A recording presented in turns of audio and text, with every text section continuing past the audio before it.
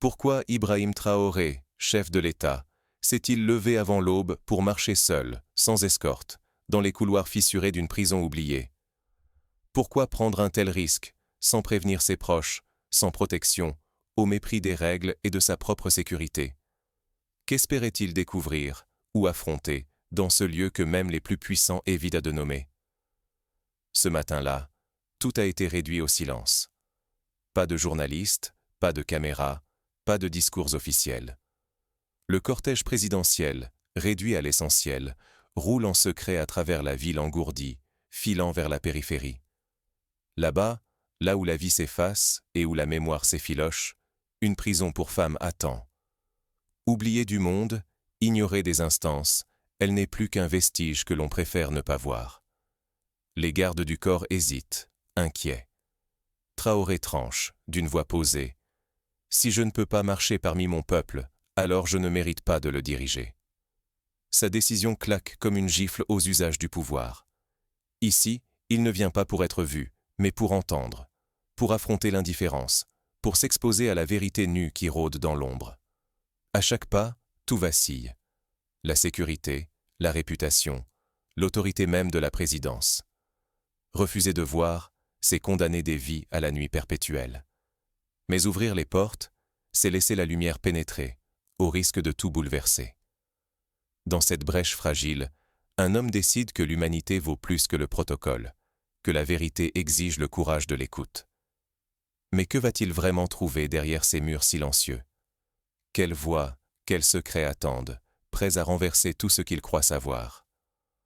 Dans l'obscurité de la prison, chaque pas du président résonne comme une promesse de changement. Mais rien ne l'a préparé à la rencontre qui l'attend derrière la première porte. Derrière les murs humides, il y a des vies en suspens. Qui sont ces femmes, enfermées hors du regard public, que l'on préfère oublier plutôt qu'affronter? Imaginez une prison à la lisière de la capitale, bâtisse centenaire rongée par la pluie, vestige d'un autre temps. Les murs lézardés gardent non seulement l'humidité, mais aussi les secrets, les chuchotements éteints par des années d'abandon. À l'intérieur, l'air est lourd, saturé de misère et de résignation, entre néons blafards et couloirs où résonne l'écho du désespoir. Le béton se désagrège, la peinture s'effrite, mais la vraie détresse ne se lit pas sur les pierres. Elle se devine dans la promiscuité. Près de 200 femmes entassées dans des cellules conçues pour moitié moins. Elles partagent lit, maigres rations et, surtout, le silence. La plupart ont été abandonnées par leurs proches, dissoutes dans l'oubli d'un État qui détourne le regard. Ce matin-là, Ibrahim Traoré franchit la porte d'acier. Pas de caméra, pas de discours. Il refuse la visite guidée, coupe court au sourire convenu et exige de rencontrer les détenus, sans filtre ni mise en scène. « Je suis ici pour écouter », affirme-t-il, la voix ferme, déterminé à faire tomber les masques institutionnels. Dans la cour centrale, une foule se forme, méfiante. Certaines sont à peine adolescentes, d'autres portent sur le visage les stigmates d'années de privation. Elles sont unies par la peur d'être effacées, d'exister sans laisser de traces. Traoré ose la question que personne ne pose. Qui veut raconter son histoire? Aminata s'avance. Petite, les cheveux gris relevés en chignon, elle parle d'une voix tremblante. Elle raconte sa condamnation pour vol, sans preuve, sans avocat, sans témoin. Son véritable crime? Avoir refusé de céder ses terres à un homme puissant du village. Son procès n'a duré qu'une journée. Le juge était un proche de l'accusateur, la sentence est tombée aussitôt. Pendant qu'elle purge une peine interminable, son accusateur cultive désormais ses chants. Son témoignage n'est que le début. D'autres voix s'élèvent, toutes cousues du même fil. Pauvreté, absence de défense, jugements expéditifs, justice corrompue. Ici, la prison n'est pas que sanction, c'est la conséquence logique d'un système où la misère est un crime. Si personne n'écoute ces femmes, l'injustice restera la règle. Chacune d'elles vit une vie volée, la vérité ensevelie sous l'indifférence, la honte recouvrant les murs. Tant que le silence domine, aucune issue n'est possible. Mais que se passe-t-il lorsqu'un dirigeant refuse de détourner les yeux? quand il s'engage à écouter, envers et contre tout. À l'instant où le silence se brise, le conflit commence, et, avec lui, l'espoir d'une réparation. À présent, Traoré doit affronter la résistance de l'administration pénitentiaire, prête à tout pour protéger ses secrets. Entre menaces voilées et obstacles bureaucratiques, chaque pas vers la vérité devient un acte de courage. Et si la justice trahissait celle qu'elle devait protéger? Dans cette prison aux murs écaillés, Traoré ne croise pas de dangereuses criminelles, mais des femmes brisées par un système impitoyable. Les récits affluent, chacun dévoilant la même vérité brutale. Ici, la justice ne juge pas la faute, elle condamne la faiblesse. Fatoumata est la première à parler. À peine plus de 20 ans, séparée de ses enfants. Son prétendu crime? Avoir osé survivre après la mort de son mari. Les autorités l'accusent d'abandon, sans jamais entendre que sa belle famille lui a volé ses enfants, la laissant sans recours. Vient le témoignage de Mariam. Sa voix vacille, ses mains tremblent. Mariam n'a frappé personne. Son seul tort, avoir fui un mari violent. Au lieu de protection, elle a trouvé l'accusation, condamnée pour désobéissance, sans défense, sans avocat. Salimata, elle, a survécu à plusieurs années d'enfermement pour sorcellerie. Une accusation absurde, née de rumeurs et de peur. Son véritable crime? Être veuve et sans soutien dans son village. Le tribunal n'a cherché ni preuve ni justice, seulement un bouc émissaire. Aïsata, la plus jeune, est mère à peine sortie de l'adolescence. Une nuit, elle a tué son mari pour sauver sa vie, alors que la violence aurait dû l'achever, elle.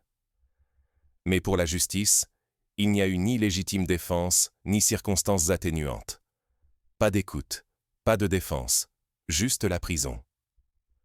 Face à ces histoires, Traoré refuse de détourner les yeux. Il note chaque mot, décèle chaque injustice. Les excuses de l'administration, manque de moyens, lenteur, poids des traditions, il les balaie d'un revers de main. Il ne veut entendre que la vérité. Il découvre une justice à double vitesse. Ici, la pauvreté mène tout droit à la condamnation.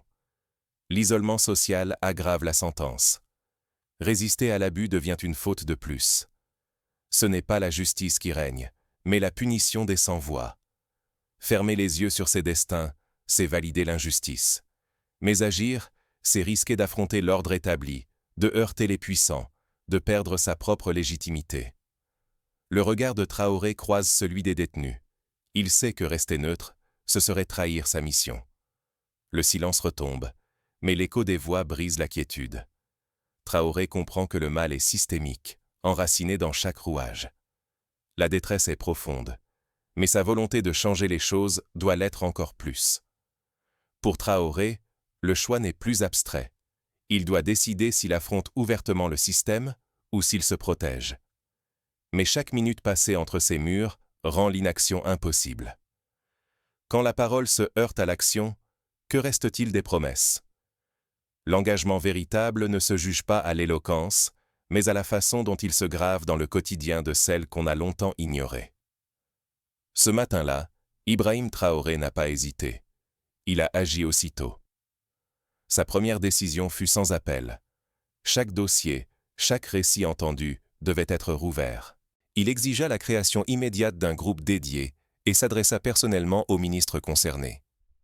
Ces ordres ne restèrent pas secrets. Ils devinrent des instructions officielles, adressées à toute la chaîne judiciaire, avec obligation d'agir sans retard. Mais la réforme dépassa le simple cadre juridique. Traoré lança un plan de réparation concrète, plomberie refaite pour garantir l'eau propre, soins médicaux d'urgence pour celles qui en étaient privées, matelas neufs, repas décents. Rien de symbolique, tout était visible, palpable.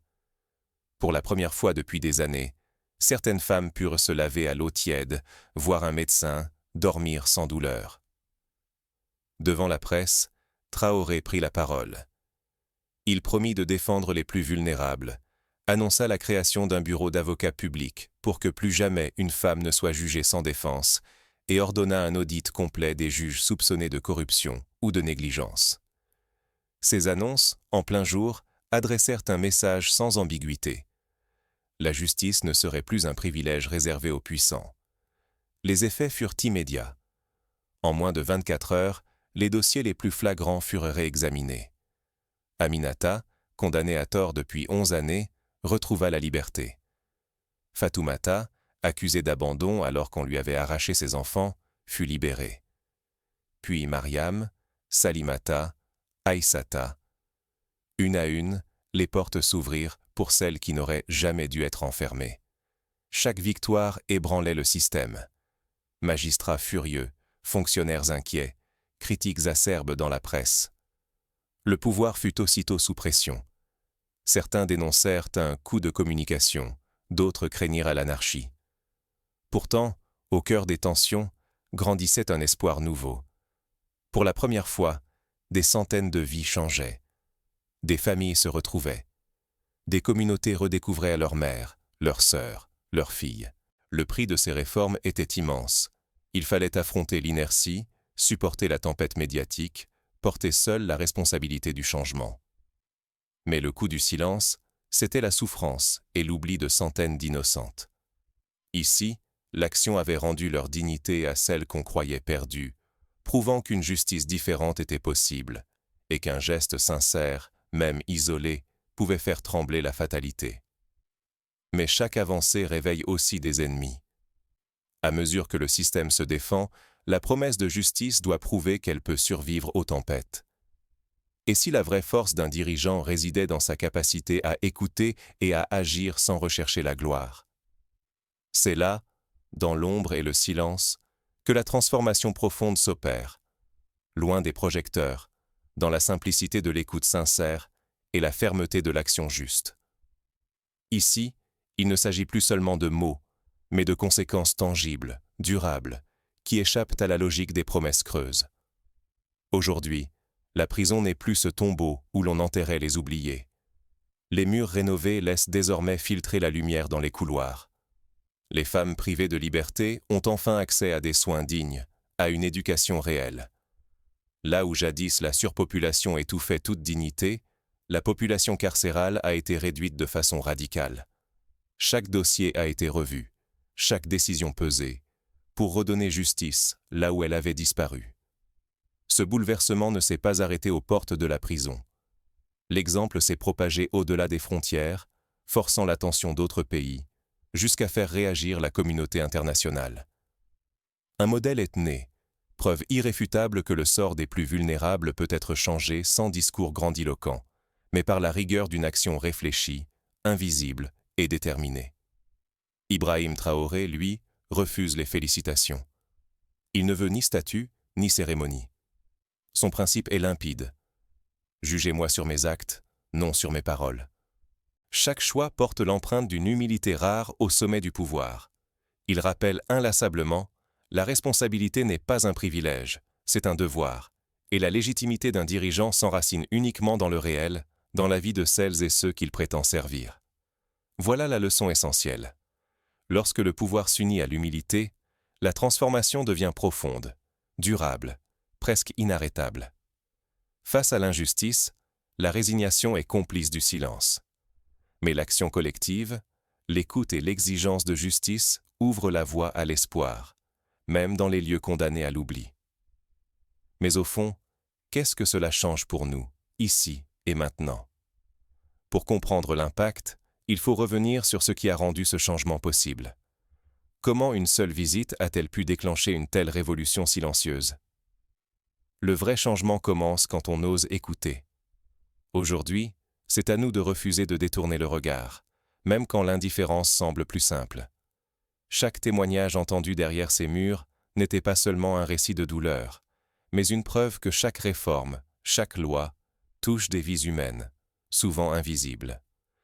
Quand les dirigeants acceptent d'écouter, loin du théâtre des caméras, ils découvrent la vérité brute. La dignité ne s'impose pas, elle se reconquiert, une femme après l'autre. Fermer les yeux, c'est laisser l'injustice s'installer, laisser la souffrance se glisser dans l'ombre des institutions.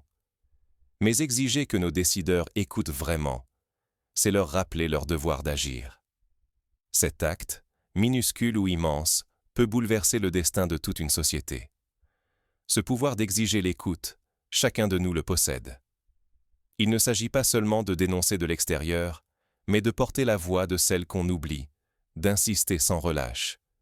Chaque décision politique engage le sort de femmes comme Aminata, de jeunes comme Fatoumata, de familles entières que le système a écrasées ou effacées. La visite d'Ibrahim Traoré prouve que les changements durables naissent d'un courage simple, celui de s'arrêter, d'écouter, d'agir sans chercher la lumière. Si nous exigeons cette sincérité de nos dirigeants, si nous refusons de détourner les yeux, nous pouvons briser la logique de la négligence et bâtir une société plus juste, où plus personne ne disparaît dans l'oubli. Ne soyons pas complices par notre silence ou notre fatigue. Réclamons que chaque réforme soit pensée avec et pour celles et ceux qui en vivent les conséquences. Parce que chaque voix compte, et que la vraie force d'un leader se mesure à sa capacité d'écouter ceux que d'autres préfèrent ignorer. À partir d'aujourd'hui, souvenons-nous. Derrière chaque dossier, chaque projet de loi, il y a une vie, une histoire, une dignité à défendre. C'est à nous d'exiger qu'aucune existence ne soit sacrifiée à l'indifférence. Mais pour vraiment saisir la portée de ce geste, il est essentiel de s'arrêter sur des exemples, des parallèles historiques et des scénarios concrets. Car la démarche d'Ibrahim Traoré s'inscrit dans une tradition rare, presque oubliée, de dirigeants qui ont osé s'exposer à la vérité brute, parfois au péril de leur pouvoir. Revenons un instant sur les chemins empruntés par d'autres leaders qui, à travers le monde et l'histoire, ont fait le choix de la proximité, du courage et de l'écoute directe.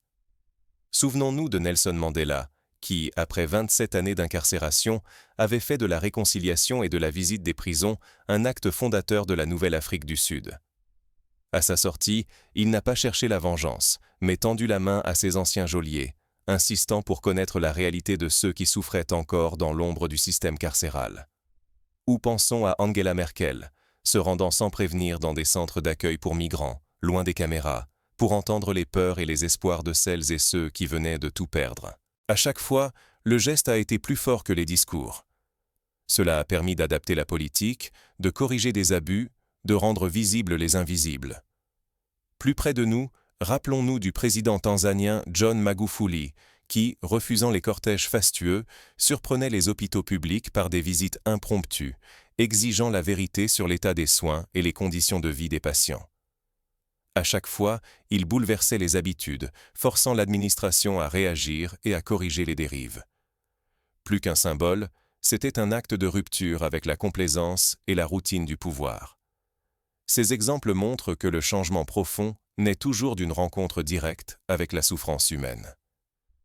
Ce n'est pas dans les bureaux, mais dans les lieux de détresse que se forgent les décisions courageuses. Ce principe universel, Traoré l'a incarné à sa façon.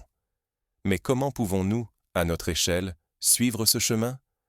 Quelles actions concrètes pouvons-nous mener, même sans être chef d'État, pour refuser l'injustice et l'oubli? Première étape, s'informer. Trop souvent, les réalités des lieux fermés, prisons, hôpitaux psychiatriques, centres pour mineurs, restent hors du débat public. Prendre le temps de lire les rapports d'associations, d'écouter les témoignages, d'assister à des audiences publiques, c'est déjà briser une partie du mur du silence. Par exemple, en France, l'Observatoire international des prisons publie chaque année des rapports édifiants sur la surpopulation, le manque de soins, les erreurs judiciaires. S'en emparer, c'est refuser la cécité volontaire.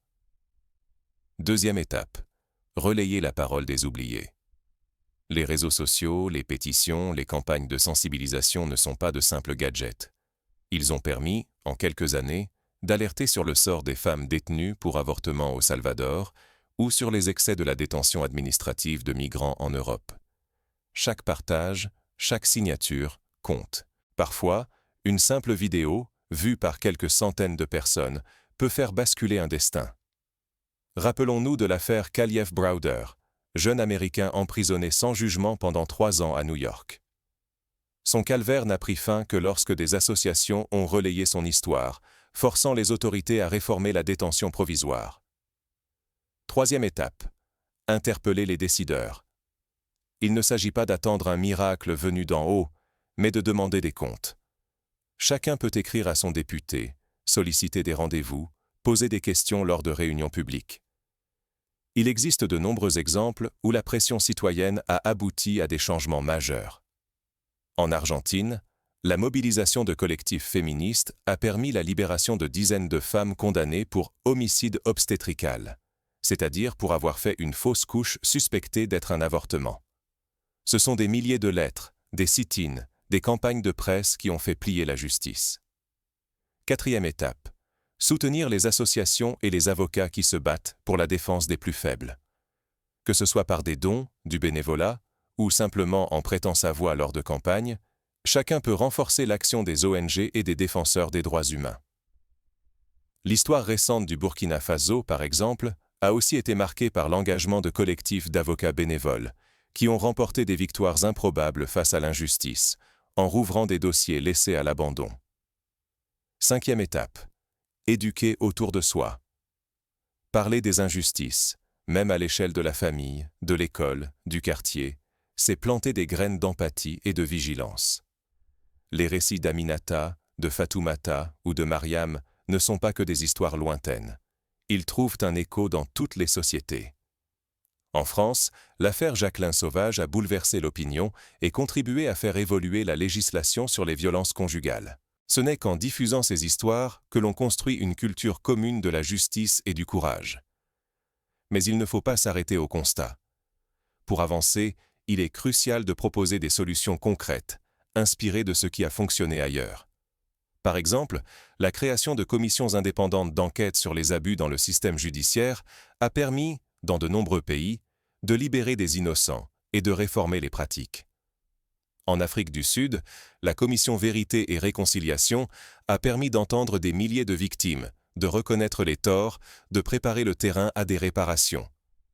Au Canada, la commission d'enquête sur les pensionnats autochtones a dévoilé des décennies de crimes ignorés, ouvrant la voie à l'adoption de lois de réparation. Autre démarche, instaurer des permanences d'assistance juridique gratuites dans tous les lieux d'enfermement. C'est ce qu'ont fait des pays comme le Rwanda ou la Tunisie, permettant aux détenus les plus pauvres d'être entendus, défendus et de voir leurs droits respectés. Cette mesure simple a changé la vie de milliers de personnes, parfois en très peu de temps. Enfin, il est fondamental de mettre en place des mécanismes de contrôle citoyen. En Norvège, des comités de citoyens visitent régulièrement les prisons, rédigent des rapports publics et alertent l'opinion sur les dérives. Cette transparence a contribué à faire des prisons norvégiennes un modèle de respect des droits humains, où la réinsertion prime sur la punition. Bien sûr, chaque pays a son histoire, ses contraintes, ses résistances. Mais l'exemple de Traoré montre qu'aucun système n'est figé, qu'une volonté politique forte, alliée au courage de l'écoute, peut déclencher des réformes inattendues. Imaginez maintenant un monde où chaque dirigeant, chaque maire, chaque responsable d'établissement oserait, une fois par an, rendre visite à ceux que le système a relégués dans l'ombre. Combien de souffrances seraient allégées? Combien d'erreurs seraient corrigées avant de devenir des tragédies? Ce scénario n'est pas utopique. Déjà, dans certaines villes, des maires organisent des consultations citoyennes dans les quartiers oubliés, invitant les habitants à témoigner de leur quotidien, à proposer des solutions. À Marseille, à Montréal, à Dakar, ces expériences ont permis de désamorcer des crises, de construire des politiques plus justes, adaptées aux besoins réels. À une autre échelle, chaque citoyen peut choisir de ne pas détourner les yeux. Il suffit parfois d'une personne attentive pour sauver une existence. Rappelons-nous de l'histoire de Rosa Parks. En refusant de céder sa place dans un bus, elle a enclenché le mouvement des droits civiques aux États-Unis. Un acte minuscule, mais qui a changé la vie de millions de personnes. Ainsi, le message de Traoré ne s'adresse pas qu'aux puissants. Il nous concerne toutes et tous. Il nous invite à écouter, à agir, à refuser la facilité de l'oubli, à replacer l'humain au cœur de chaque décision. Ce n'est pas facile. Les résistances sont nombreuses, peur de déranger, crainte du ridicule, sentiment d'impuissance. Mais l'histoire fourmille d'exemples où la persévérance, même discrète, finit par triompher. La récente libération de prisonniers d'opinion en Égypte, après des années de mobilisation internationale, ou la réforme de la justice des mineurs au Chili, montrent que rien n'est impossible quand la société civile se mobilise. Dans la vie quotidienne, cela peut signifier soutenir une famille en difficulté dans son quartier, s'engager dans une association, ou simplement refuser les paroles discriminantes à la machine à café. Chaque geste compte. Chaque voix pèse. Alors, la prochaine fois que nous entendrons parler d'une réforme, d'un projet de loi, d'un fait divers judiciaire, souvenons-nous des femmes de cette prison. Souvenons-nous que derrière les statistiques, il y a des vies, des rêves, des espoirs brisés ou reconstruits. L'exemple de Traoré nous rappelle que la grandeur d'une société se mesure à la façon dont elle traite ses membres les plus vulnérables. Que la justice ne se juge pas à la sévérité des peines, mais à la capacité d'accueillir la parole des oubliés. C'est à nous d'exiger que cet élan ne soit pas qu'une parenthèse. Que la réforme ne s'arrête pas à une prison, à un mandat, à une génération. Que l'écoute sincère, le courage de la vérité et l'action juste deviennent la norme, et non l'exception. Car, au bout du compte, la question n'est plus « Que va-t-il se passer pour ces femmes ?» mais bien « Que voulons-nous faire de notre société ?» La réponse appartient à chacune et chacun d'entre nous. Dès aujourd'hui, faisons le choix du courage, de l'écoute et de la justice. Refusons d'être les spectateurs passifs d'un monde qui oublie. Soyons les acteurs d'une transformation durable, inspirés par celles et ceux qui, dans l'ombre, ont osé se lever avant l'aube pour écouter la vérité, coûte que coûte. C'est ainsi, pas à pas, geste après geste, que l'on bâtit une société où plus aucune femme, plus aucun homme, plus aucun enfant n'est condamné à l'oubli.